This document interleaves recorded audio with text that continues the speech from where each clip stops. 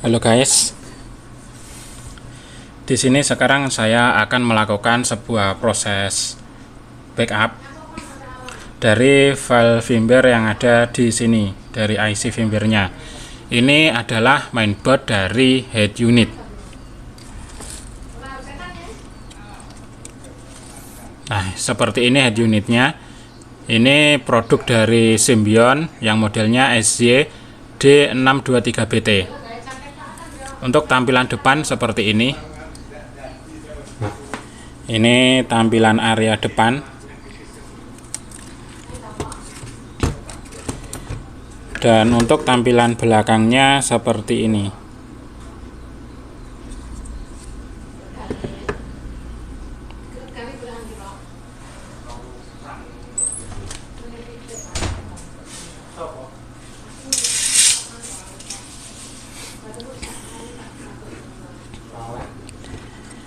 Untuk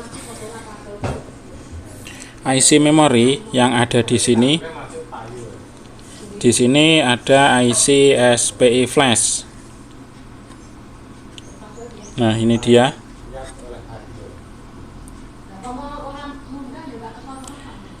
Yang berada di O16.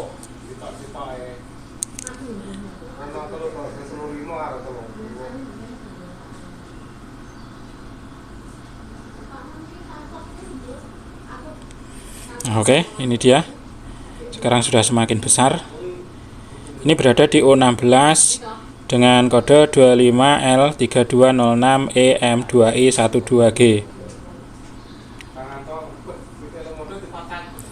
Ini untuk kapasitasnya 4 mB 3,3 volt. Selanjutnya di sini ada IC MCU microcontrollernya. Di sini menggunakan IC STM8AH 6189TAKIT. Dan di sebelahnya di sini juga ada IC memori EEPROM. Ini Atmel 32824C08N. Ini dengan kapasitas 1 MB. Ini berada di U5. Untuk IC EEPROM ini bekerja untuk IC MCU ini, microcontroller yang ada di sini. Dan selanjutnya di sini juga ada IC EEPROM lagi. Ini berada di U9. Ini kodenya Atmel 32824C08N. IC ini untuk kapasitasnya adalah 1 KB. Nah, ini dia. Ini 1 KB, 1 kilobyte. Dan IC ini adalah IC EEPROM dari IC chipset yang ada di sini, IC CPU-nya. Kalau IC EEPROM ini adalah IC untuk IC EEPROM untuk IC MCU atau microcontrollernya ini. Jadi ini nanti yang akan saya backup ada 3 IC. Ini IC SPI flash, IC firmware-nya yang berada di U16. Lalu IC EEPROM ini yang berada di U5. Selanjutnya IC EEPROM ini juga yang berada di U9. Kalau IC MCU ini belum saya pelajari. Untuk IC MCU ini biasanya di protect, biasanya itu paling sering di protect. Jadi hanya pabriknya sendiri yang bisa untuk melakukan proses backup atau pengkopian.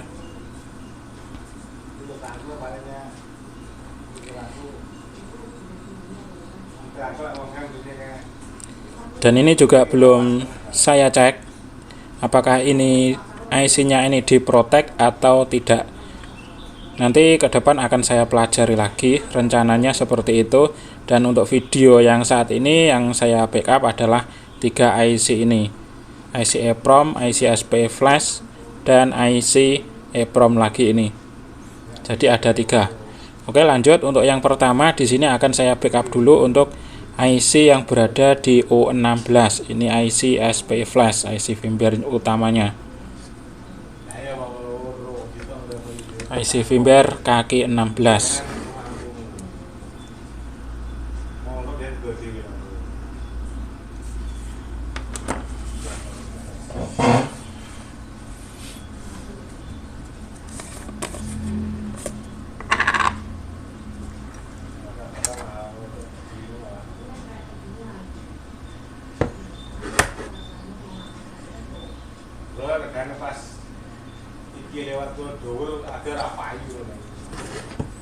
Di sini saya kasih fluk dulu di kakinya agar nanti untuk proses melepas IC menjadi lebih mudah, IC-nya menjadi lebih cepat,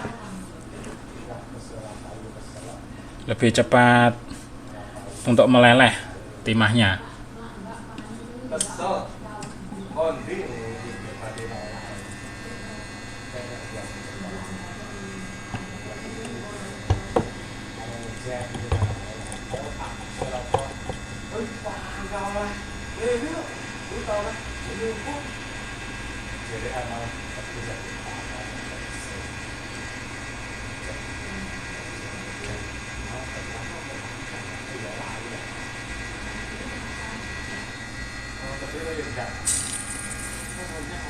Oke, untuk IC-nya ini sudah terlepas dan langsung saya celupkan ke dalam cairan thinner agar IC-nya langsung bersih dari sisa noda fluk yang agak lengket.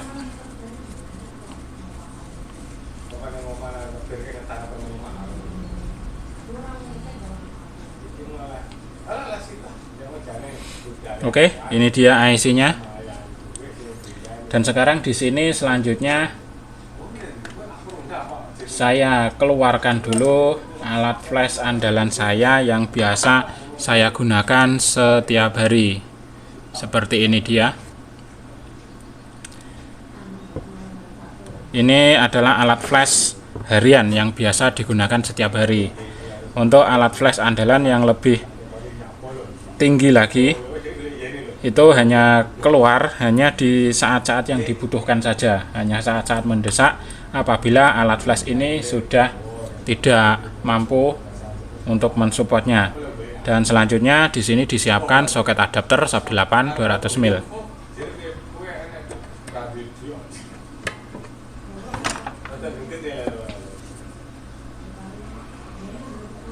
Dan IC-nya dipasang dulu di sini. Disesuaikan posisinya, pin 1 juga harus berada di posisi pin 1. Oke, sebelum kita melakukan proses backup atau membaca filenya ini, file firmware yang ada di IC ini, sebelumnya di sini saya jelaskan dulu untuk data-data yang perlu difoto ataupun cara memberikan nama. Yang pertama, untuk cara memberikan nama, biasanya kalau saya yang pertama itu saya tulis untuk model dari head unitnya. Setelah itu misalnya merek dan model. Setelah itu untuk kode board mainboardnya. Setelah itu kode board dari DVD-nya juga kalau yang ada DVD-nya. Lalu untuk kode board mainboard dari board mainboard tombol. Lalu untuk model layarnya. Lalu IC touchscreen itu juga perlu. Dan kode IC-nya ini kode IC memorinya. Dan tempat IC memorinya itu berada di U berapa.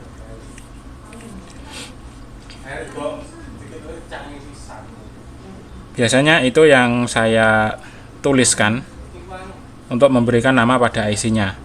Namun untuk head unit di sini juga memerlukan tentang data foto yang lebih banyak atau yang lebih komplit dibandingkan alat elektronik yang lainnya.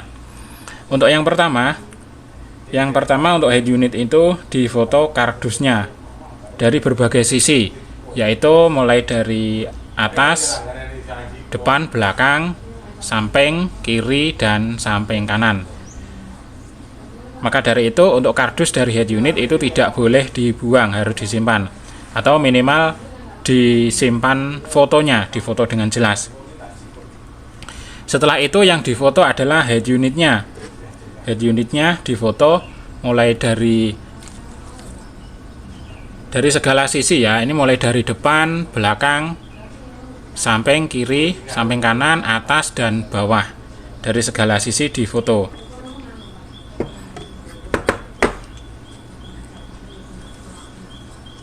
Lalu difoto untuk modelnya, mereknya, lalu modelnya ini juga perlu difoto. Lalu difoto full mainboardnya. Setelah itu difoto juga masing-masing dari IC memorinya. Ini IC memorinya masing-masing difoto semua. Lalu IC chipsetnya ini juga perlu difoto. Lalu untuk kode buat mainboardnya dicari di mainboardnya, itu untuk kode buat mainboardnya. Kalau di sini kebetulan entah mengapa tidak ada, saya cari tidak ada. Namun di buat kecil ini ada untuk kode buat mainboardnya. Nah ini dia tulisannya, ada tulisannya di sini. Ini perlu dicatat dan difoto.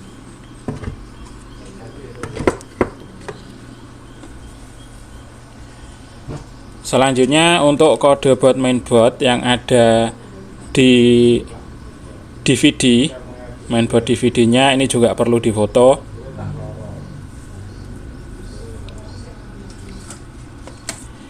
Lalu bagian belakang layar ini juga perlu difoto full. Bagian belakang layar difoto full, dan juga untuk kode buat mainboard ini yang ada di buat tombol ini difoto semua. Kalau ini kebetulan sama, bisa difoto semua atau difoto salah satu saja. Lalu di sini ini juga perlu untuk difoto tulisan yang ada di jalur fleksibel layar, LVDS layar. Lalu model panelnya di sini ada di dalam ini juga perlu difoto.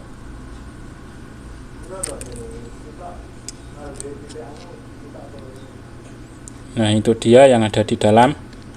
Ini bisa dilepas dan ini dibuka sedikit sudah terlihat. Jadi di sini foto yang dibutuhkan itu sangat komplit. Kalau untuk head unit ini IC touchscreen-nya berada di sini. Nah ini dia IC touchscreen berada di sini. Ini juga perlu difoto. Dan selanjutnya, apabila digunakan untuk keperluan servis, maka untuk komponen-komponen penting yang ada di sini perlu difoto semuanya. Misalnya seperti IC MCU-nya ini IC untuk DVD-nya, IC chipsetnya, IC RAM, ini IC prosesor audio prosesor, dan IC amplifiernya ini juga perlu difoto. Lalu IC EEPROM, ini IC touchscreen, ini IC video. Di sini ada area DC. Ini juga regulator ini perlu difoto. Juga ada IC ini IC converter digital. Yang ini juga IC converter digital. Lalu di sini ada IC op-amp. Di sini ada IC regulator. Ini regulator, IC step down DC to DC. Nah, lalu di sini pada buat ini juga perlu difoto. IC utamanya ini di bawahnya, belakangnya stiker ini juga ada IC. Di sini juga ada IC memori lagi. Ini IC memori dari IC chip yang ada di sini.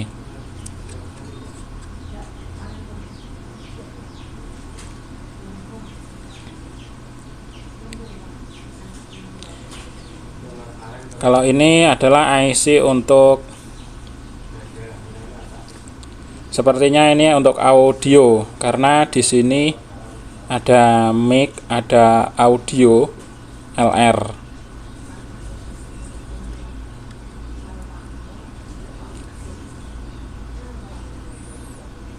Oke, jadi itu yang perlu untuk difoto.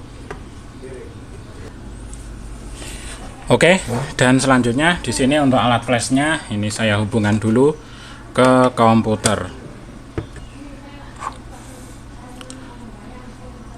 Dan sekarang kita menuju ke komputer untuk melakukan proses pendeteksian IC ini dan lanjut untuk proses pembacaan atau proses backup.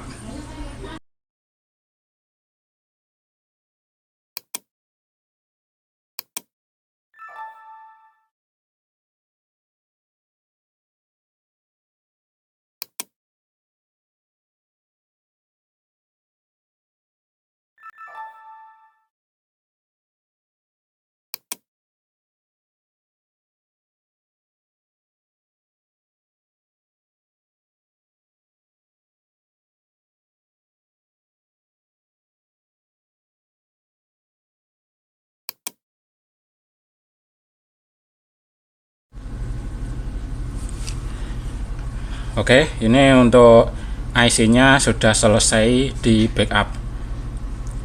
Dan selanjutnya di sini saya akan melepas IC memori EEPROM yang ada di sini, yang ada di U9, di U5. Ini adalah IC EEPROM untuk IC MCU.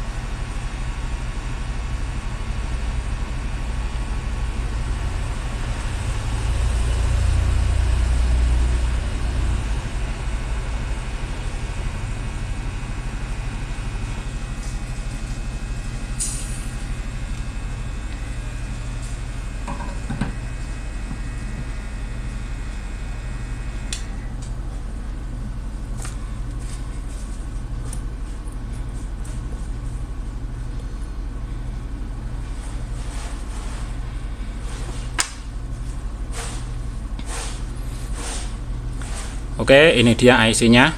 Karena ini IC-nya packagingnya lebih kecil, atau ini adalah SOIC 8 150 mil. Maka di sini saya siapkan lagi soket adapter SOP 8 150 mil.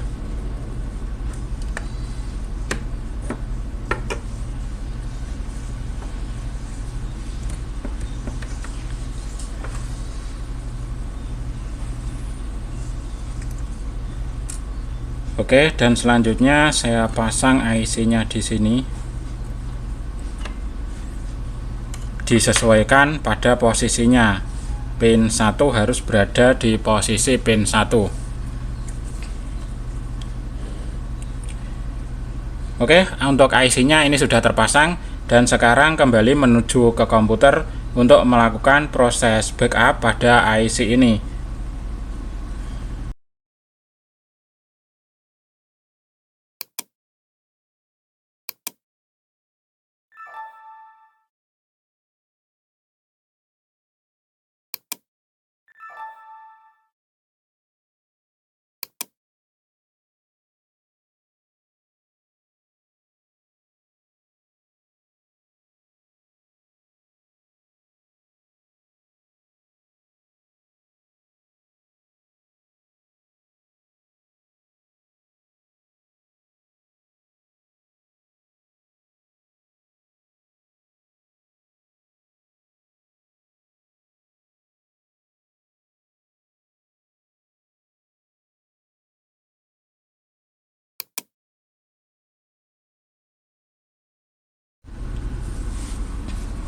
Oke, untuk IC MCU, IC EEPROM MCU ini juga sudah selesai di backup. Dan sekarang lanjut, saya akan melepas IC EEPROM yang ini. Ini IC EEPROM CPU atau IC SoC-nya ini.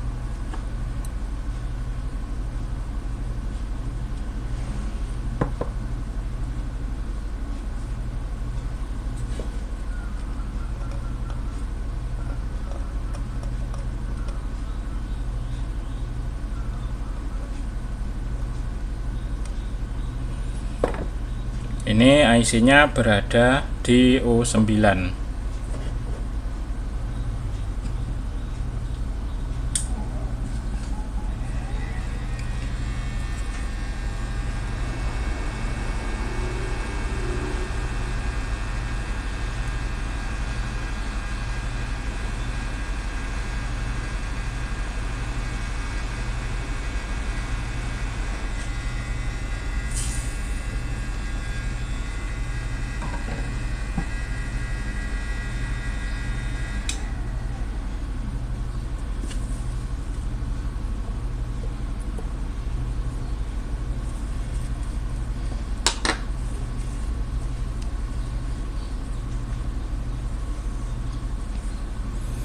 Oke, ini dia IC-nya.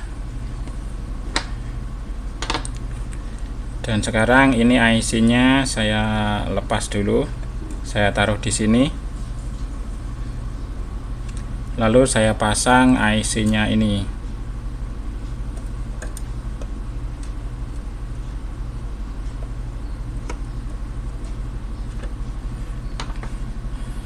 IC EEPROM chipset.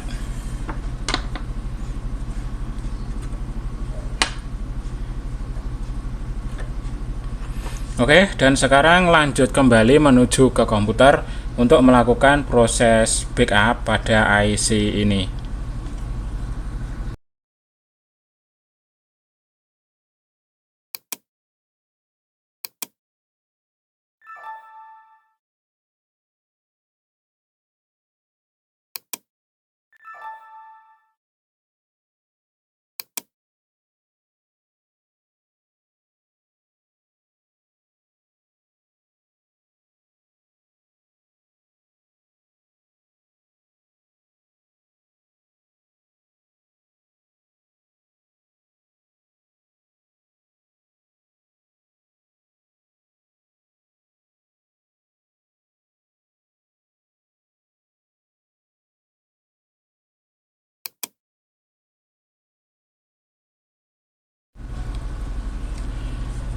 Oke guys, ini untuk IC EEPROM CPU, IC chipsetnya ini sudah selesai di backup.